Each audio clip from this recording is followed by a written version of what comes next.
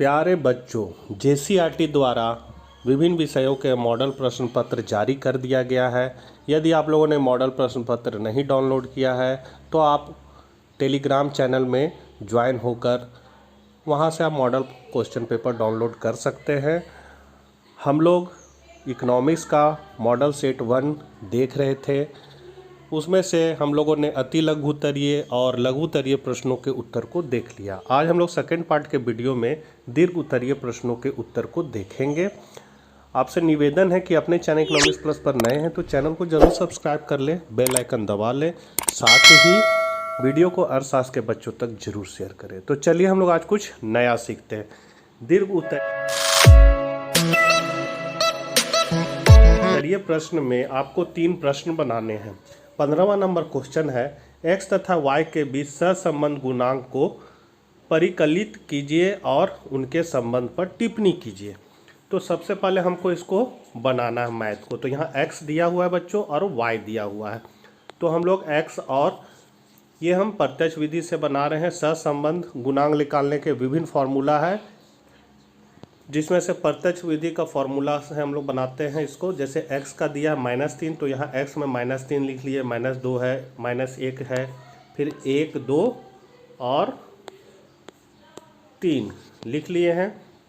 उसके बाद y का मान भी है कितना, 9, 4, 1, तो यहाँ है 9, 4, 1, फिर है 1, 1, 4, तो 1, 1, 1 और यहाँ पर आपका है 4 और 9 भी है।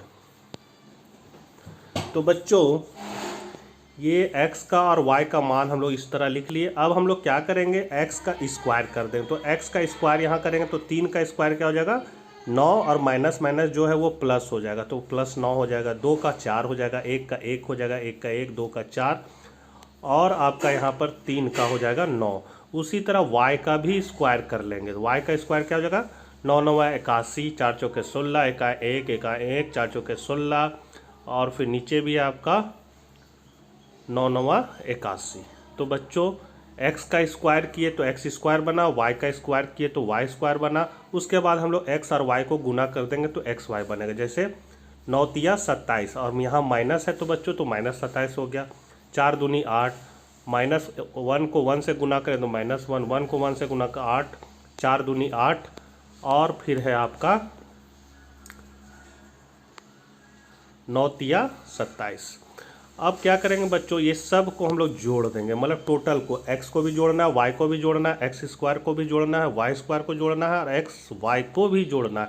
सब को हम लोग जोड़ देंगे। तो यहाँ आप देख सकते हैं, यहाँ हम लोगों ने पहले माइनस साइन वाला को जोड़ा है, मतलब -3, -2 और -1, कितना हो गया, 3 2 5 1 6, -6 हो गया। फिर यहाँ हम लोगों ने लिख दिया है -6। उसके बाद फिर प्लस साइन वाला को जोड़ेंगे तो 1 2 3 हो गया, 3 और ये 3 कितना हो गया 6, तो +6। फिर प्लस और यहाँ माइनस क्या हो जाएगा, घट जाएगा तो बच जाएगा 0। उसी तरह y को भी जोड़ देंगे तो सिग्मा y निकल जाएगा 28। फिर x स्क्वायर को जोड़ेंगे तो सिग्मा x स्क्वायर निकल जाएगा 28। फिर सिग्मा y स्क्वायर निकालेंगे और एक्स वाई को जोड़ेंगे तो सिग्मा एक्स वाई निकल जाएगा 0। 0 कैसे आया बच्चों, तो पहले माइनस साइन वाला को जोड़ लिए तो मेरा आ जाएगा कितना 36 और फिर प्लस साइन वाला को जोड़ देंगे 1 8 और आपका 27 तो हो जाएगा 36। तो ये हो जाएगा घट के हो जाएगा 0। अब इसका फॉर्मूला है बच्चों, R बराबर sigma x y minus sigma x into sigma y बट्टा n बट्टा sigma x square minus sigma x का स्क्वायर, पूरा का होल स्क्वायर नहीं है बच्चों, केवल सिग्मा एक्स का स्क्वायर बट्टा n है, रूट ओवर, फिर यहाँ root over sigma y square minus sigma y का स्क्वायर बट्टा n। अब इसके इस फॉर्मूला के आधार पर हम लोग यहाँ से मान देख देख के यहाँ बैठा देंगे। सिग्मा एक्स वाई मेरा कितना है तो हम लोग देख सकते हैं, सिग्मा एक्स वाई है मेरा, सिग्मा एक्स वाई कितना है 0, तो यहाँ पर सिग्मा एक्स वाई के जगह क्या बैठा देंगे बच्चों, तो सिग्मा एक्स वाई के जगह हम लोगों ने 0 बैठा दिया। फिर माइनस का माइनस, सिग्मा एक्स कितना है बच्चों, तो 0 है, तो सिग्मा एक्स के जगह हम लोग 0 लिख दिए ब्रैकेट में, तो ब्रैकेट दे दिया। फिर सिग्मा वाई है, सिग्मा वाई कितना है मेरा 28 बैठा दिए। n कितना है, n मतलब हो गया पदों की संख्या, तो पदों की संख्या कितनी है गिन लेते हैं, 1 2 3 4 5 और ये है 3 6, तो टोटल मेरा n कितना हो गया 6। और फिर सिग्मा एक्स स्क्वायर कितना बच्चों 28, तो यहाँ 28 होगा। ये 9 को इग्नोर कर देना है बच्चों, ये टाइपिंग हो करने में थोड़ा मतलब मिसप्रिंट हो गया है। ये 9 नहीं होगा, यहाँ कुछ नहीं है, मतलब ये 9 आपको नहीं लिखना है, ये 9 नहीं है, इसको हटा देना। तो यहाँ पर आपका देख सकते हैं सिग्मा एक्स स्क्वायर कितना है, तो सिग्मा एक्स स्क्वायर है मेरा 28, तो यहाँ 28 बैठा दिए। फिर सिग्मा एक्स कितना है 0, तो यहाँ सिग्मा एक्स का स्क्वायर है बच्चों, तो 0 का स्क्वायर हो गया, यहाँ पर 0 का स्क्वायर बैठा दिए। उसके बाद है कितना एन मेरा कितना है बच्चों, तो 6 था, तो 6 बैठा दिए। फिर है सिग्मा वाई स्क्वायर कितना 196, तो बैठा दिए। सिग्मा वाई कितना है 28, तो 28 का क्या है स्क्वायर है यहाँ पर, तो 28 का स्क्वायर कर दिए और बट्टा एन है तो 6 लगा दिए। अब बच्चों यहाँ पर आप देख सकते हैं कि 0 का स्क्वायर 0 हो जाएगा, और यहाँ पर गुना होगा 0 से 28, तो 0 हो जाएगा। 0 में 0 घटाएंगे तो 0 ही रहेगा, मतलब ऊपर आपका 0 और नीचे मान लीजिए कोई भी संख्या आता है, तो ऊपर जब 0 हो और नीचे कोई संख्या हो तो भागफल 0 आता है बच्चों, ठीक है। आप ऊपर संख्या नीचे 0 हो तो भागफल आपका अनंत आता है, इन्फिनिटिव आता है। तो इस केस में क्या हो रहा है, ऊपर 0 हो जाएगा, क्या है कि 0 से कोई भी संख्या अगर गुना होता है तो वो 0 हो जाता है। तो 0 28 से गुना हो गया तो 0 हो गया, तो ये टोटल क्या हो जाएगा मेरा 0 हो जाएगा। और नीचे मान लीजिए इसको हम सॉल्व करते हैं तो कोई संख्या आता है, अब इस संख्या से 0 को भागा देंगे तो कितना आर मेरा निकल जाएगा, सहसंबंध 0 निकल जाएगा। अब यहाँ हम लोग प्रश्न में देखते हैं क्या है कि सहसंबंध को निकालने के बाद इस पर टिप्पणी करना है। तो टिप्पणी क्या हम लोग करेंगे बच्चों, तो r बराबर 0 आया है, तो इसका मतलब है यहाँ पर सहसंबंध की अनुपस्थिति है, मतलब सहसंबंध नहीं है। तो कब सहसंबंध नहीं होता है, तो जब दो श्रेणियों में परस्पर आश्रितता बिल्कुल ना हो, मतलब एक दूसरे पर निर्भर ना हो, तो उस स्थिति को सहसंबंध का अभाव कहते हैं। ऐसी स्थिति में r बराबर 0 होता है। जैसा कि आप देख सकते हैं जो मेरा r निकला है, सहसंबंध निकला वो कितना निकला है 0 निकला है, इसलिए सहसंबंध का अभाव होगा। तो बच्चों मुझे उम्मीद है कि आप लोगों को ये समझ में आ गया होगा। अब हम लोग अगला क्वेश्चन को देखते हैं। निम्नलिखित आंकड़ा से माध्यिका की गणना कीजिए। तो वर्ग अंतराल दिया हुआ बच्चों और बारंबारता दिया हुआ। सबसे पहले वर्ग अंतराल को हम लोग CI क्लास इंटरवल के रूप में लिख लेंगे। कितना है 0 से 10, 10 से 20, 20 से 30, 30 से 40 लिख लिए। उसके बाद बारंबारता को F मान लेंगे, F 5, 6, 7, 2 लिख दिए। इसमें क्या होता है बच्चों कि माध्यिका बनाने के लिए हमको संचयी बारंबारता निकालना पड़ता है, तो यहाँ CF लिख देंगे, कॉम्युलेटिव फ्रीक्वेंसी। तो संचयी बारंबारता कैसे लिख लेगा बच्चों, तो ये 5 जो है, ये 5 का यहाँ 5 लिख देंगे, तो 5 का 5 हो गया। ये 5 में ये 6 को जोड़ देंगे तो कितना हो जाएगा बच्चों 11। 11 में 7 को जोड़ देंगे तो हो जाएगा मेरा 18।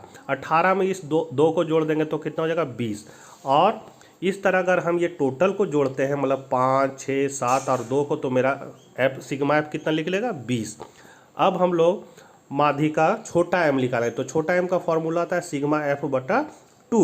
तो सिग्मा एफ मतलब एफ को जोड़ने पर कितना आया बच्चों 20, तो 20 और बटा 2 कर दिए, तो 10 दूनी 20, यहाँ कितना 10 बार में कट गया तो 10 आया।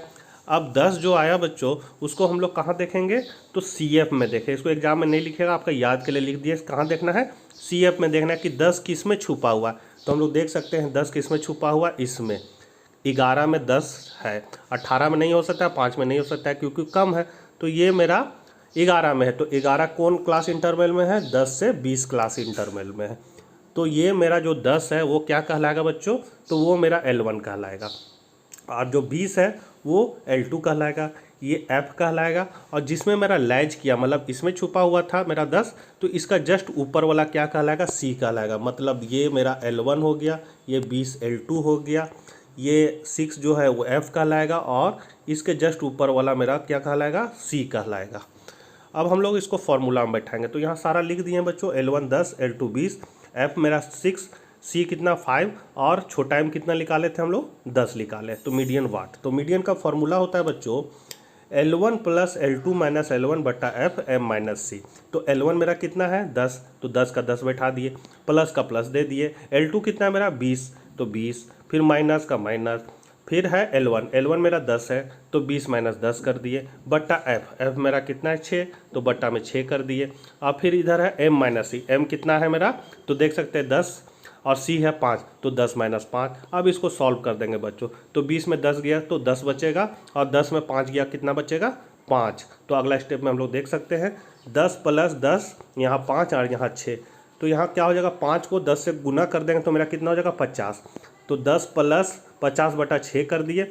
अब क्या करेंगे, 6 को 50 में भागा लगा देंगे तो कितना आ जाएगा मेरा बच्चों, 8.3 आ जाएगा, 8.3। अब 10 को 8.3 में जोड़ देंगे तो कितना हो जाएगा बच्चों, 18.3, जो मेरा माध्यिका निकला।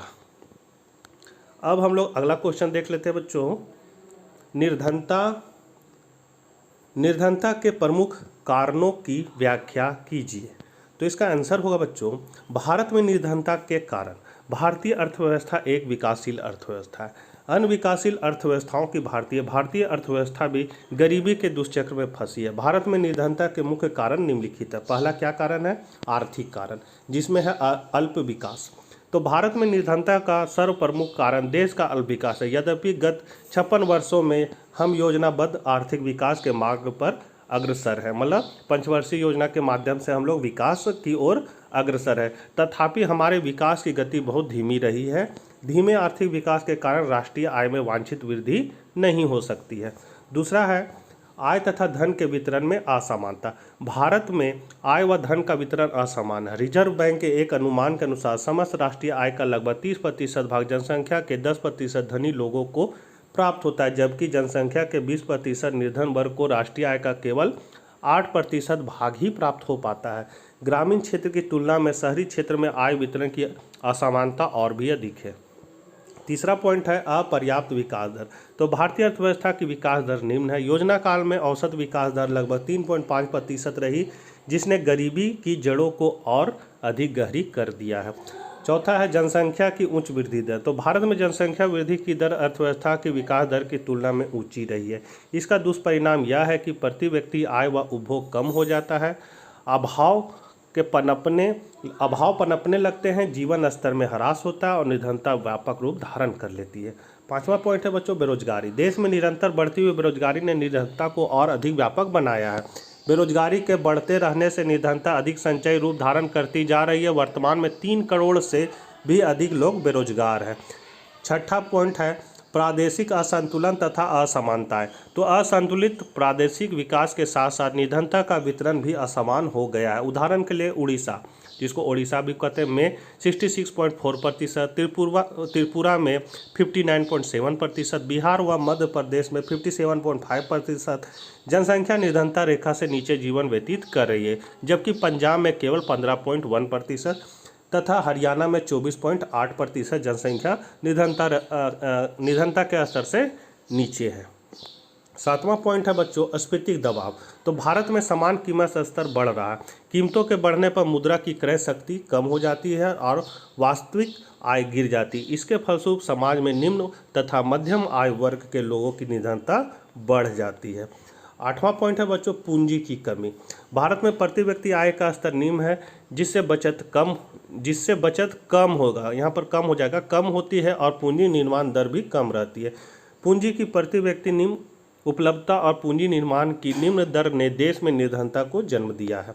9वां पॉइंट है औद्योगिकरण का निम्न स्तर। तो कृषि तथा विनिर्माणी क्षेत्र में परंपरागत उत्पादन तकनीकों ने प्रति व्यक्ति उत्पादकता के स्तर को नीचा बनाए रखा है, जिसके कारण गरीबी और अधिक गहरे हुए हैं। ब पॉइंट है सामाजिक कारण। ये सारा आर्थिक कारण था, अब है सामाजिक कारण। तो आर्थिक कारणों के अतिरिक्त सामाजिक कारण भी निर्धनता को बढ़ाने में सहायक सिद्ध हुए हैं। भारत में विद्यमान सामाजिक ढांचे से बंधे रहने के कारण लोग जानबूझकर निर्धनता से चिपके हुए हैं। सामाजिक सम्मान एवं प्रतिष्ठा की झूठी महत्वाकांक्षा ने लोगों को अपव्ययी बना दिया है। अपव्ययी मतलब कम खर्चीला। जनसाधारण में व्याप्त निरक्षरता, भागवादिता, धार्मिक रूढ़िवादिता व अंधविश्वास ने गरीबी को बढ़ाया है। जातिवाद एवं संयुक्त परिवार प्रणाली ने लोगों को अकर्मण्य बनाया है और उन्हें आधुनिक तकनीक का प्रयोग करने से रोका है, और सामाजिक संस्थाओं ने श्रम को अगतिशील बनाकर उनकी प्रगति में बाधा डाली है। अगला पॉइंट है राजनीतिक कारण। तो देश की लंबी दास्तान ने अर्थव्यवस्था को गतिहीन बना दिया था। विदेशी शासकों ने देश में आधारभूत उद्योगों के विकास में कोई रुचि नहीं ली। उनकी औद्योगिकरण की नीति ने देश के औद्योगिक आधार को कमज़ोर बना दिया। देश में सामंतशाही प्रथा पनपने जिसने कृषकों को भरपूर शोषण किया। उनकी नीति ने एक ओर जमींदारों को जन्म दिया और दूसरी ओर भूमिहीन किसानों को। फलतः उनके शोषण के साथ साथ निर्धनता भी बढ़ती चली गई। बच्चों, ये जो है 9 पॉइंट, इसमें से आप 4 पॉइंट या 3 पॉइंट भी लिख सकते हैं। बाकी सामाजिक कारण देना है, राजनीतिक कारण देना है। अब आगे बढ़ते हैं हम लोग 18 नंबर क्वेश्चन की ओर। जैविक कृषि क्या है? यह धारणीय विकास को किस प्रकार बढ़ावा देती है? तो जैविक कृषि का अर्थ, जैविक कृषि प्राकृतिक रूप से खाद्यान्न उगाने की प्रक्रिया है। यह विधि रासायनिक उर्वरक और विषजन्य कीटनाशकों के प्रयोग की अवहेलना करती है। धारणीय विकास का अर्थ, यह वह विकास है जो वर्तमान पीढ़ी के विकास के लिए भावी पीढ़ी की गुणवत्ता को प्रभावित नहीं करता। यह संसाधनों के प्रयोग को निषेध नहीं करता, परंतु उनके उपयोग को इस तरह प्रतिबंधित करने का लक्ष्य रखता है कि वे भविष्य पीढ़ी के लिए बचे रहे। जैविक कृषि तथा धारणीय विकास के अर्थ से यह स्पष्ट है कि यदि जैविक कृषि किसी प्रकार के रासायनिक उर्वरक, विषजन्य कीटनाशक आदि का प्रयोग नहीं कर रही है तो यह भूमि क्षरण में योगदान नहीं करेगी। यह महंगे कृषि आदानों जैसे संकर बीज, रासायनिक उर्वरक, कीटनाशकों आदि को स्थानीय स्तर पर उत्पादित जैविक आदान विकल्पों से प्रतिस्थापित करते हैं। यदि भूमि का क्षरण नहीं हो रहा है तो यह एक पर्यावरण अनुकूल कृषि विधि है, अतः यह धारणीय विकास को बढ़ावा देती है। अगला लास्ट क्वेश्चन है बच्चों, पर्यावरण के कार्यों की व्याख्या कीजिए। तो पर्यावरण शब्द फ्रांसीसी शब्द इनिविरोन से लिया गया, जिसका अर्थ होता है पूरा परिवेश। परिभाषा, पर्यावरण वास्तव में बाह्य परिस्थितियों का परिवेश है जो मनुष्य, पशु या पौधे के विकास, उसके रहन सहन एवं कार्य करने की स्थिति आदि को प्रभावित करता है। रॉस के अनुसार पर्यावरण को किसी बाह्य बल के रूप में परिभाषित कर सकते हैं जो हमें प्रभावित करते हैं। पर्यावरण निम्नलिखित 4 कार्य करता है। पहला है पर्यावरण संसाधनों की पूर्ति करता है। यह संसाधनों की पूर्ति करता है जिसमें नवीनीकरण तथा गैर नवीनीकरण दोनों प्रकार के संसाधन शामिल होते हैं। नवीनीकरण संसाधन वे हैं जिनका उपयोग संसाधन के क्षय या समाप्त होने की आशंका के बिना किया जा सकता है, अर्थात संसाधनों की पूर्ति निरंतर बनी रहती है। नवीनीकरण संसाधनों के उदाहरण वनों में पेड़ और समुद्र में मछलियां हैं। गैर नवीनीकरण योग्य संसाधन वे हैं जो कि निष्कर्षण और उपयोग से समाप्त हो जाते हैं, उदाहरण के लिए जीवाश्म ईंधन आदि। जीवाश्म ईंधन मतलब कोयला, पेट्रोलियम, ये सब हो गया बच्चों। दूसरा है पर्यावरण जीवन धारण का सहायक है। तो पर्यावरण के अंतर्गत सूर्य, मिट्टी, जल एवं वायु को समाहित किया जाता है जो मानव जीवन के अस्थायित्व के लिए महत्वपूर्ण उपादान है। पर्यावरण की धारण क्षमता का अर्थ है कि संसाधनों का निष्कर्षण इसके पुनर्जनन की दर से अधिक नहीं है और उत्पन्न अवशेष पर्यावरण की समावेशन क्षमता के भीतर है। पर्यावरण की धारणा क्षमता जीवन धारणा में सहायक है। पर्यावरण की धारणा क्षमता की अनुपस्थिति का अर्थ जीवन की अनुपस्थिति है। तीसरा पॉइंट है बच्चों, पर्यावरण अपशिष्टों को आत्मसात करता है, मतलब जो भी गंदगी है उसको क्या करता है, खत्म करता है।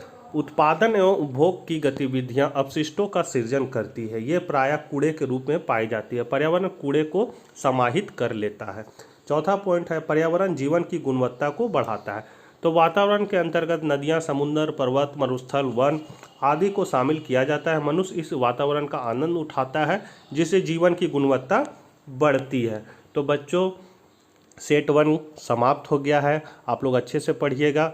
बहुत जल्द हम इसको अपने साइट पे डालेंगे जहां से आप और आराम से देख के लिख सकते हैं। तो मिलते हैं नेक्स्ट वीडियो में, तब तक के लिए आज्ञा दीजिए। Bye bye.